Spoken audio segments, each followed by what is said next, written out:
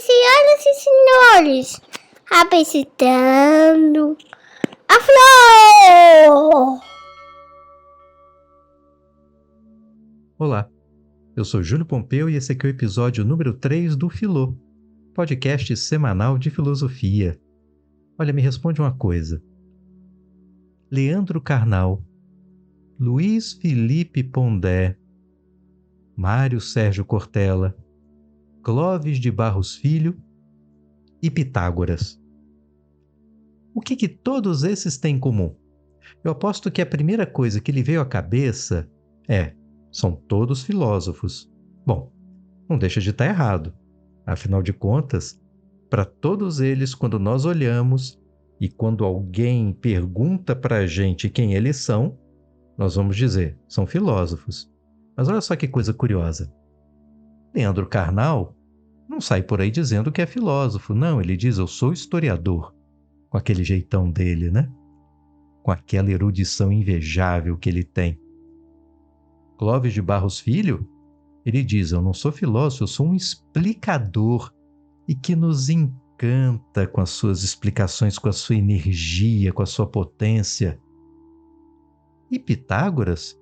Pitágoras, ao contrário, Pitágoras dizia, eu sou filósofo. Aliás, ele inventou essa expressão, esse termo, essa qualificação como resposta à pergunta, mas afinal de contas, o que você faz da vida? O que você é? Qual é a sua profissão? Ele diz, eu sou um filósofo, eu tenho uma filia, um amor pelo conhecimento. A filia é essa ideia de amor que a gente traduz por amizade. Eu tenho amizade com conhecimento. Eu prefiro pensar como amor mesmo. Um amor que é um alegramento na presença. Então Pitágoras é alguém cujo propósito de vida é estar na presença da sabedoria, é encontrar a verdade, é buscar o conhecimento. Para ele, conhecimento, como é para todo filósofo, não é um meio para se atingir um fim. Não é algo instrumental. É algo que é o propósito da própria existência. O nosso propósito é conhecer alguma coisa, conhecer cada vez mais sobre o mundo, sobre nós mesmos. Isso é o filósofo, isso é filosofia, isso é Pitágoras. Pitágoras tem uma coisa em comum com todos eles. É que todos eles são populares, muito populares, e populares que merecem e muito a fama que têm.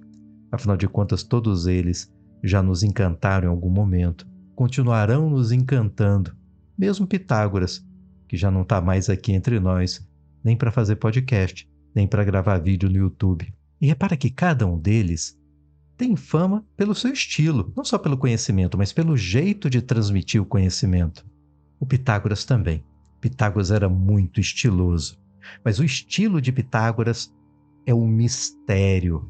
Havia em torno da figura dele não só uma admiração pela forma como lidava com as ideias, pela forma como explicava o mundo, mas havia também uma aura de mistério em torno da figura dele. Para você ter uma ideia, ele dava verdadeiras palestras para 300 pessoas ou mais, sendo que ele não aparecia no palco, ele ficava por detrás de uma cortina. Na verdade, os alunos dele, para ganharem o direito de ver a figura física do mestre, levava pelo menos 5 anos de dedicação ao pitagorismo para ter o direito de ver o professor que tem. Havia muitas histórias sobre Pitágoras como se fosse um homem mágico, um homem com poderes extraordinários, como se fosse algo intermediário entre os deuses e os humanos. Para você ter uma ideia de que naquele tempo a ideia de filosofia não está ligada só a uma preocupação com conhecimento. Tem um lado que dá a impressão de ser uma religião. Há quem descreva também os pitagóricos, esse movimento que gerou seguidores fiéis ao pensamento de Pitágoras, às palestras de Pitágoras, como uma espécie de maçonaria, em que tem o segredo, tem o mistério, tem a ajuda mútua, tem lá os seus rituais próprios.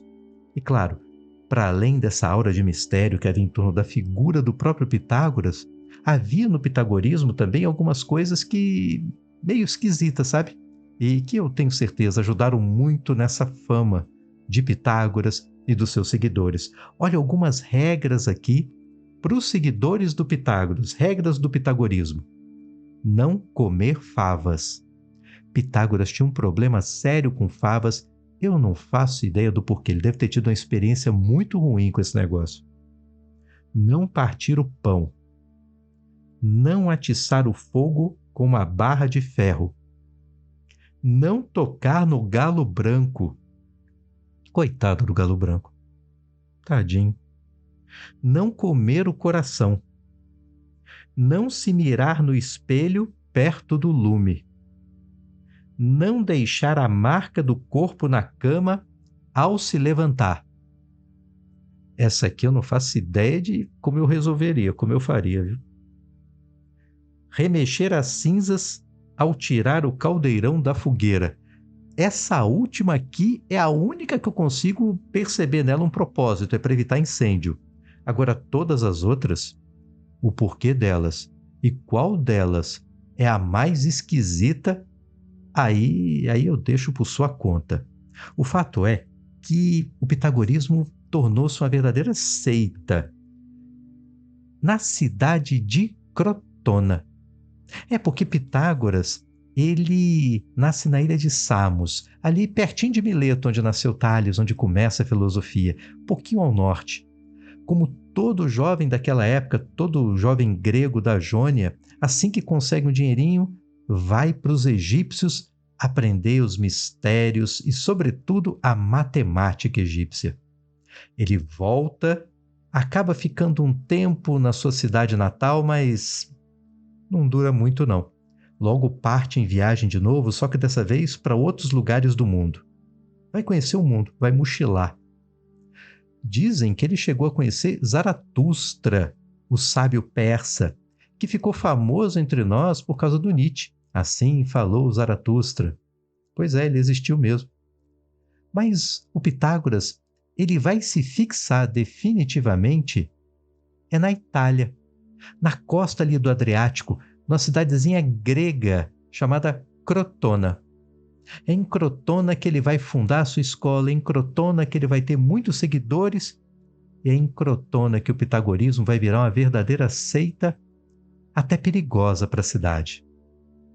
Havia um fanatismo tão grande em torno de Pitágoras e, por decorrência disso, um poder político, a tal ponto que ele conseguiu atiçar a cidade a entrar em guerra com os sibaritas, povo de uma cidadezinha muito próxima, pouquíssimos quilômetros de distância, e era uma cidade muito rica.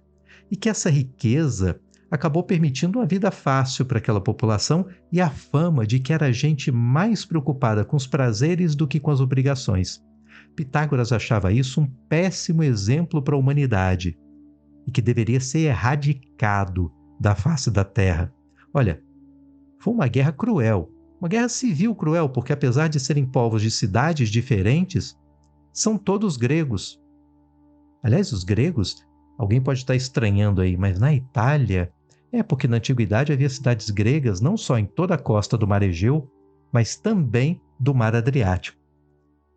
Exterminaram os sibaritas. Após essa guerra, que claro, acabou matando também muita gente da cidade de Crotona, porque afinal de contas, quem ganha a guerra não ganha sem custo, né? Isso acabou gerando um movimento político contrário a Pitágoras, aos pitagóricos, menos pelo que ele pensava e dizia e mais pelo fato de já ter virado seita essa altura do campeonato. Ele foi perseguido politicamente por conta disso, e aí as narrativas elas vão variando um pouco sobre como ele morreu. Alguns dizem que um jovem político acabou organizando uma força contrária, o cerca numa casa de seus discípulos, que era uma espécie de QG do pitagorismo, ele acaba sendo morto ali no incêndio. Outros dizem que não, que aquilo foi o suficiente só para que ele fugisse. Há quem diga que havia nos fundos uma plantação de favas, e para evitar passar perto das favas que ele detestava tanto, ele preferiu se entregar para o inimigo. Mas ele não foi morto, foi só divertido ou coisa parecida e teria saído da cidade e vivido em exílio o resto da vida. Outros dizem que ele viveu em exílio, mas essa vida foi muito longa, que ele ainda viveu séculos. Quando se tem uma aura mística em torno do sujeito, as narrativas que ficam ao longo do tempo, olha, são muito confusas, elas podem ser muito floreadas. O fato é que ninguém sabe muito bem como foi que ele morreu no final das contas. Agora, o que ele deixou em termos de pensamento? Olha, 3 são os pontos fundamentais do pensamento de Pitágoras. O primeiro deles, no campo da ética, é uma consequência da crença pitagórica na metempsicose. Metempsicose é um nome bacana para reencarnação. A ideia de que o nosso espírito está aqui num corpo, o corpo perece, esse espírito vai para outro plano, mas depois ele volta. O Pitágoras dizia dele mesmo ser filho direto do deus Hermes, o deus do conhecimento, o deus da sabedoria, um deus de luz com uma mulher mortal. E que o pai vira para o filho e diz: meu filho, você pode pedir qualquer coisa que eu lhe darei, menos a eternidade. Por ser filho de uma mulher mortal, a eternidade não dá para você. Agora, qualquer outra coisa eu lhe dou. E que Pitágoras teria pedido para o pai uma memória privilegiadíssima. Nunca esquecer nada. De tal maneira que ele morre, reencarna e mantém a memória das vidas passadas. Então Pitágoras dizia: eu já tive várias vidas passadas desde o meu nascimento. Eu lembro do meu pai, do deus Hermes, conversando comigo. Eu me lembro de tudo. E diz inclusive que reencarnaria a cada cerca de 220 anos. E pelas contas, viu? Pitágoras deve reencarnar de novo daqui a uns 15 ou 20 anos. O fato é que isso acaba gerando uma ética, porque se há reencarnação, a ideia que Pitágoras defendia é que o bem deve ser praticado e o mal deve ser evitado, porque a razão de ser de cada uma das nossas existências é o aprendizado, é o aperfeiçoamento do pensamento e dos sentimentos. Daí o significado todo especial que tinha essa ideia de filosofia, dessa filia, desse amor pelo conhecimento. É por isso que ele pode tratar o conhecimento não como meio para atingir um fim, mas como um fim em si mesmo, porque a razão da própria existência é aquele aprendizado que nos torna pessoas melhores, para evitar que nessa escola da vida a gente fique de recuperação e tenha que voltar novamente outras tantas encarnações. A cada reencarnação é um momento diferente de aprendizado. Olha que legal. É a própria ética espírita, desenhada aí há 500 anos antes de Cristo por Pitágoras. O segundo ponto, claro, são os números, ou se você preferir, a matemática. Aliás, os alunos de Pitágoras eram divididos em 2 grupos. Os matemáticos. Matema é caminho do conhecimento. O matemático é aquele que segue o caminho do conhecimento, ou aquele que é digno de seguir o caminho do conhecimento, ou capaz de seguir o caminho do conhecimento. O outro grupo de alunos de Pitágoras seriam o nosso equivalente hoje aos ouvintes, né? Que eram os acusmáticos. A universidade é assim, né? Tem a pessoa que faz o processo seletivo, na minha época era vestibular. Hoje é Enem. Acho que é Enem, eu já estou perdido nas siglas. Mas o fato é que tem um processo seletivo, tem catraca na porta, não é qualquer um que entra. Mas na sala de aula tem aquele aluno que está ali, que vai fazer a avaliação e que, se for bem sucedido, no final do curso vai ter um diploma. Mas pega o caso da universidade pública, que não tem catraca na porta, que funciona de tal maneira que qualquer um pode entrar. Se entrar na sala, vai assistir aula. É o ouvinte. Sempre tem um ou outro ouvinte na sala de aula. Pitágoras era assim também. Aqueles que são dignos de receber o conhecimento e aqueles que, olha, você não é lá grande coisa não, mas pode ficar aí, viu? Pode ouvir que não tem o menor problema. Mas é claro que a gente não associa a matemática só a conhecimento, ponto. A gente associa a matemática a número. Lembra, no nosso segundo episódio, no episódio anterior, quando a gente falou de Tales de Mileto, de Anaximandro, Anaxímenes, como eles buscavam a arqué, Aquele elemento do qual todas as coisas da natureza são feitas? Pois é, a arqué para Pitágoras são os números. Os números para Pitágoras não são só a representação gráfica abstrata de uma ideia de quantidade. Não, os números para ele são matéria, os números são coisa que existe, os números são uma entidade da qual todas as coisas são feitas. A unidade fundamental, que seria uma espécie de átomo material da existência, uma realização concreta do número, começa com um ponto. 2 pontos formam uma reta. 3 pontos formam um plano. 4 pontos formam um sólido. E repara como na natureza material, tudo pode ser resumido, tudo pode ser reduzido a formas geométricas. Círculos, quadrados, triângulos, poliedros os mais variados, retas as mais diferentes, tudo isso compõe a natureza material. E a unidade fundamental delas são pontos, pontinhos que são ligados uns nos outros. Mas essa matemática não para por aí não, tem um segundo elemento, porque não são só pontos. A forma como os pontinhos são ligados parecem ter um propósito, parecem ter uma lógica, ou aquilo que Pitágoras vai chamar de harmonia, muito influenciado pela música. Ele adorava música, ele estudava música.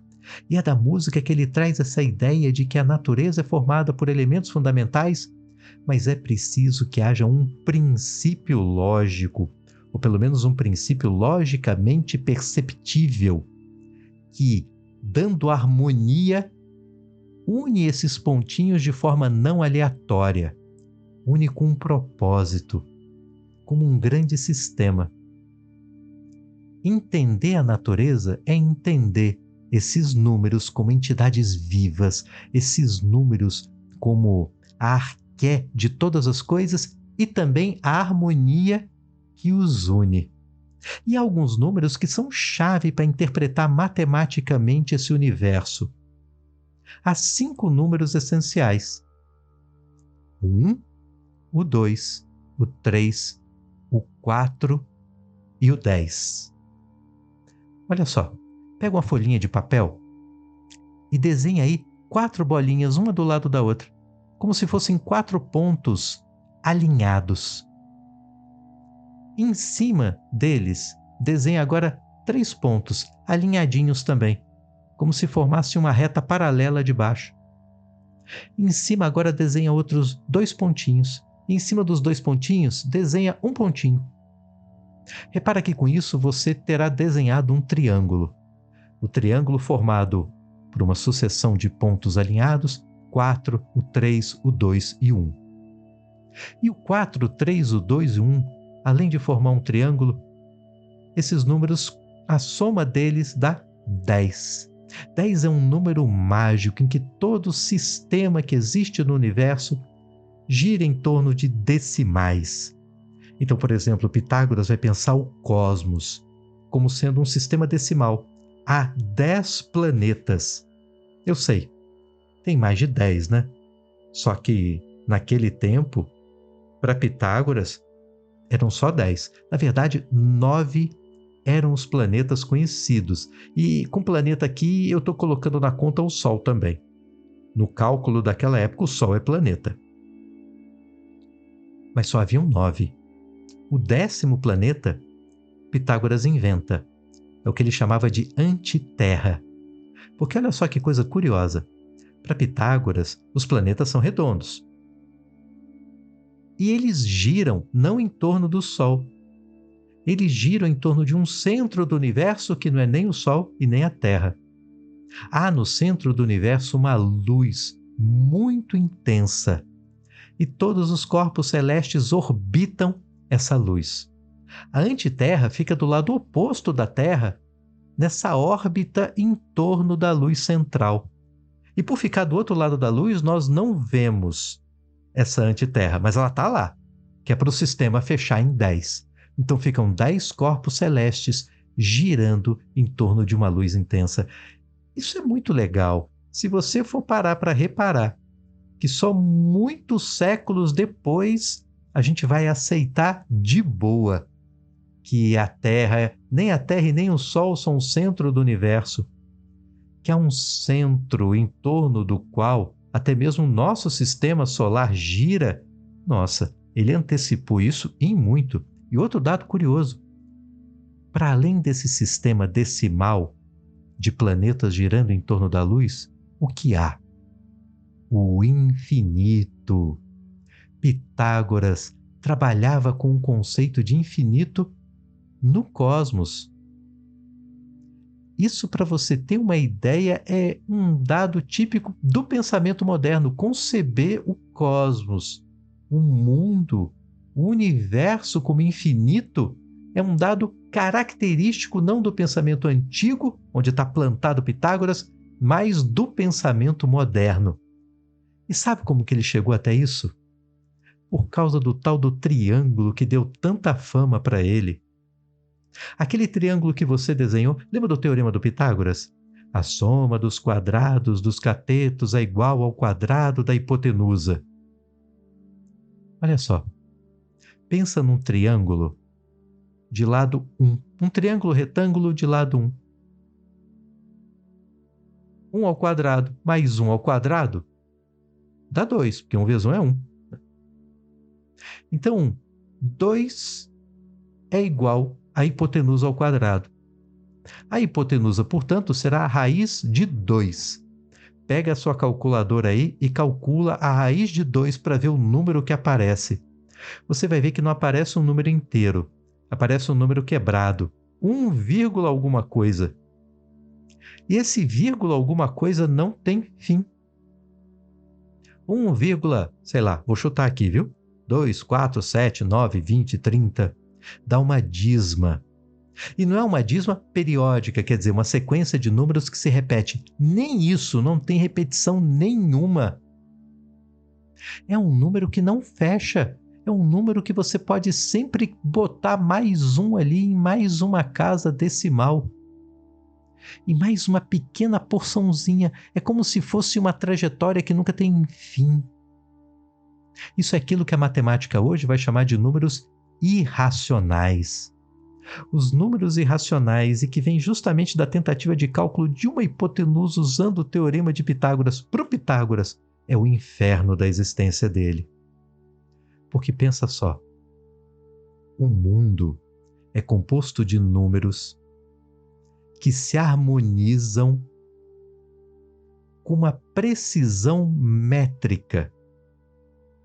Mas se há nessa natureza, nessa mesma natureza numérica, um número que não é inteiro, um número que não acaba, um número que não chega numa, ou seja, um número que é infinito, irregular, isso parece demonstrar uma certa impureza, que essa harmonia não é tão harmônica assim, que essa harmonia tem um troço que não encaixa, e aí das duas uma, ou essa harmonia, que é a base do pensamento cosmológico dele, está errada, ela não existe, ela é incompatível com o infinito, ou então, existe a harmonia, existe a perfeição cósmica, e ele é que não está sabendo calcular.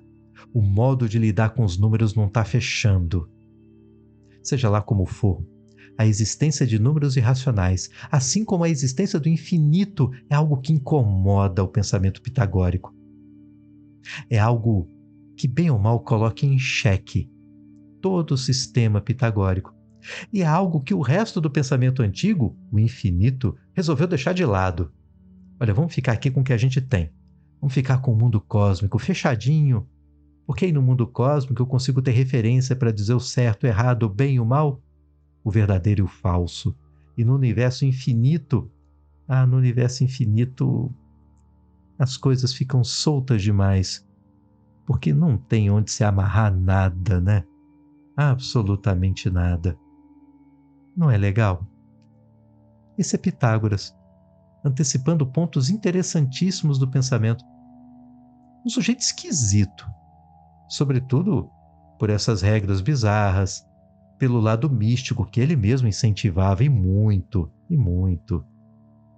mas que também é alguém muito além do seu tempo, que não só dá um significado para a ideia de filosofia, Mostra a importância de um aprender por aprender, que em termos éticos levanta a bandeira da necessidade de aprimorar o pensamento e os sentimentos, não como um meio para ser mais admirado, mais aplaudido, mais reverenciado, para enriquecer, não, para algo mais importante, que é ter uma vida que cumpra um propósito na existência, porque para ele a vida tem propósito.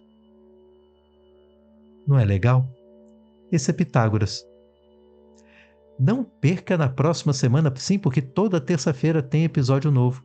Na terça que vem, nós vamos falar de Heráclito.